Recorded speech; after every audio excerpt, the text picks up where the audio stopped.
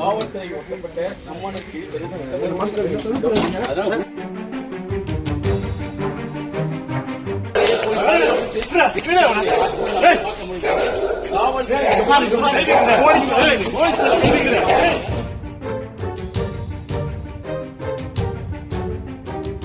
ஒரு ex service மேனா இப்படி handle பண்ணது ரொம்ப பெரிய குற்றமாக்கும் ஒரு ஜனநாயக நாட்டுல. சரி என்னன்னு விஷயம்னு கேட்கறதுக்குள்ளே அவங்கள சட்டை பிடிச்சு இழுத்து கிழிச்சு தாறுமாறாக்கி இதெல்லாம் ஒரு ஜனநாயகத்துல நடக்கக்கூடியதா?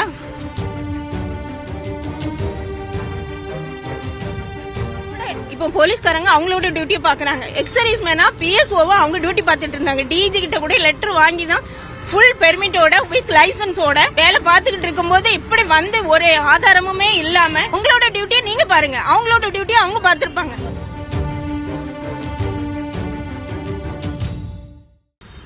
ஜனநாயக முறைப்படி என்ன செய்யணும்? உங்களோட டியூட்டியை நீங்க பாருங்க, அவங்களோட டியூட்டியை அவங்க பார்த்திருப்பாங்க.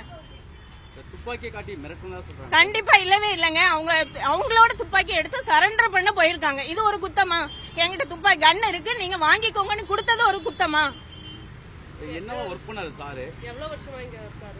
25 இயர்ஸ் பிஎஸ்எஃப்ல வேலை பார்த்துட்டு எக்ஸ் சர்வீஸ் மேனா வித் கன் லைசன்ஸோட வாங்கிட்டு ரிட்டையர்ட் ஆகி வந்தவங்க. அவங்க ரிட்டையர்ட் ஆகி வந்தது 18ல இருந்தே 2018ல இருந்தே வச்சிருக்காங்க. வச்சு டியூட்டி பார்த்துட்டு இருக்காங்க.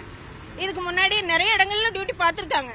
இப்ப 2 வருஷமா லாஸ்ட் 2 இயர்ஸா சீமான் அண்ணா கிட்டே வேலை பார்த்துட்டு இருக்காங்க. ஏன்னா நாம் தமிழர் கட்சியில ஒரு ஈடுபாடு உண்மை, அவ்வளவு ரூல்ஸ் அண்ட் ரெகுலேஷன்ஸ் ஒழுங்கா ஃபாலோ பண்றவங்க.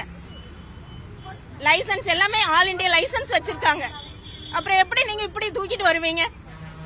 15 நிமிடங்கள் போலீசாரும் அவரும் அந்த சம்பவம் அதெல்லாம் தேவையில்லாத வேலை. இப்ப வாங்கன்னா வந்துக்க போறாங்க. அண்ணி மட்டும் தனியா இருக்காங்க அப்படின்னு பாதுகாப்புக்கு இருந்தவங்கள இப்படி இழுத்துட்டு வருவீங்களா? என்ன ஒரு அராஜகம் சார். என்ன கோரிக்கை வைக்கிறீங்க மேடம்? இல்ல விசாரணைக்கு கூட்டிட்டு வரவங்க இப்படிதான் கூட்டிட்டு வருவாங்களா? ஏதோ அந்த கிரிமினல் குற்றவாளி மாதிரி இழுத்துட்டு வராங்க. இது ரொம்ப தப்பு சார். ஒரு அதான் அவங்க பிஎஸ்எஃப்ல அவ்வளவு கஷ்டப்பட்டு டியூட்டி பார்த்திருக்காங்க. எக்ஸ் சர்வீஸ் மேன் வேற. இவங்களை இப்படிதான் தமிழ்நாட்டுல டீல் பண்ணுவீங்களா? இதுதான் அரசாங்கம் நடத்துறதுதான். ஆமா, எல்லை பாதுகாப்பு படையில வேலை பார்த்தாங்க. Jammu Kashmir nearly 18 years last வரைக்கும் அங்க ஜம்முல தான் வேலை பார்த்தாங்க. அப்புறம் மணிப்பூர் அங்க இங்க நிறைய இடம் வேலை பார்த்திருக்காங்க. பார்டர்ல அவ்வளவு ஐஸ் விழக்கூடிய இடங்கள்ல எல்லாம் வேலை பார்த்துட்டு வந்தவங்களே இப்படி டீல் பண்ணிருக்காங்க. உங்க தரப்புல ஏதாவது புகார் தர போறீங்க உயர் அதிகாரிகள்? கண்டிப்பா அவங்க இப்போ உள்ள இருக்காங்க. எங்களை பார்க்க கூட அனுமதிக்க மாட்டேங்கிறாங்க, உள்ள விடவும் மாட்டேங்கிறாங்க. எப்படி இருக்காங்கன்னு கூட தெரிய மாட்டேங்குது. இதெல்லாம் எவ்வளவு பெரிய கொடுமைன்னு பாத்துக்கோங்க. தமிழக அரசுக்கு ஏதாவது கோரிக்கை வைக்கிறீங்களா?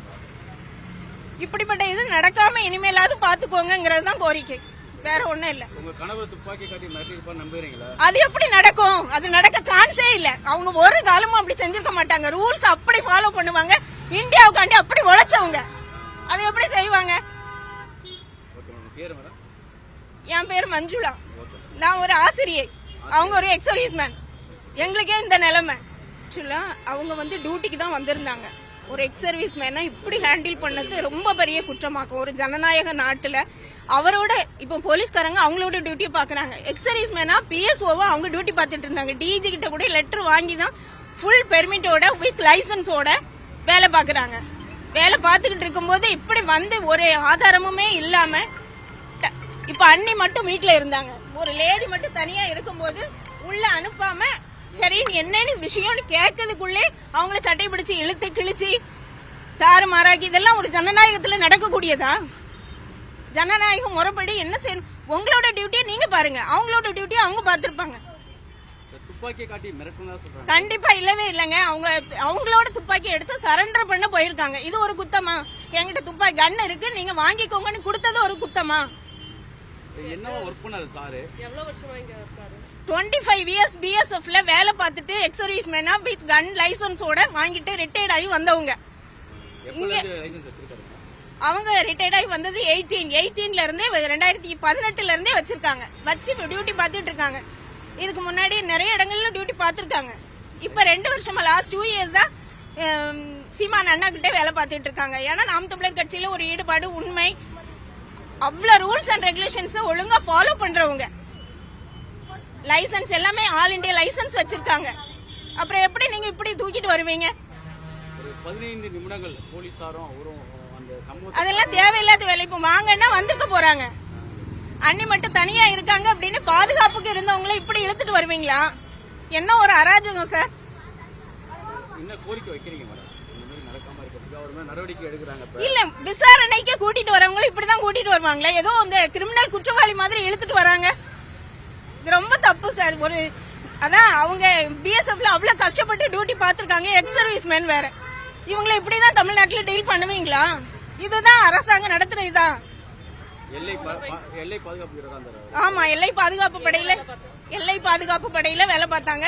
Jammu Kashmir nearly 18 years last வரைக்கும் அங்க ஜம்முல தான் வேலை பார்த்தாங்க. அப்புறம் மணிப்பூர் அங்க இங்கன்னு நிறைய இடம் வேலை பார்த்திருக்காங்க. பார்டர்ல அவ்வளவு ஐஸ் விழக்கூடிய இடங்கள்ல எல்லாம் வேலை பார்த்துட்டு வந்தவங்களே இப்படி டீல் பண்ணிருக்காங்க. உங்க தரப்புல ஏதாவது புகார் தர போறீங்க உயர் அதிகாரிகள்? கண்டிப்பா அவங்க இப்போ உள்ள இருக்காங்க. எங்களை பார்க்க கூட அனுமதிக்க மாட்டேங்கிறாங்க. உள்ள விடவும் மாட்டேங்கிறாங்க. எப்படி இருக்காங்கன்னு கூட தெரிய மாட்டேங்குது. இதெல்லாம் எவ்வளவு பெரிய கொடுமைன்னு பாத்துக்கோங்க. தமிழக அரசுக்கு ஏதாவது கோரிக்கை வைக்கிறீங்களா? இப்படிப்பட்ட இது நடக்காம இனிமேலாவது பாத்துக்கோங்கிறது தான் கோரிக்கை. வேற ஒண்ணும் இல்ல. உங்க கணவர் துப்பாக்கி காட்டி மிரட்டியிருப்பான்னு நம்புறீங்களா? அது எப்படி நடக்கும்? அது நடக்க சான்ஸே இல்ல. அவங்க ஒரு காலமும் அப்படி செஞ்சிருக்க மாட்டாங்க. ரூல்ஸ் அப்படி ஃபாலோ பண்ணுவாங்க. இந்தியாவுக்காண்டி அப்படி உழைச்சவங்க. அதை எப்படி செய்வாங்க? என் பேர் மஞ்சுளா. நான் ஒரு ஆசிரியை. அவங்க ஒரு எக்ஸ் சர்வீஸ் மேன். எங்களுக்கே இந்த நிலைமை.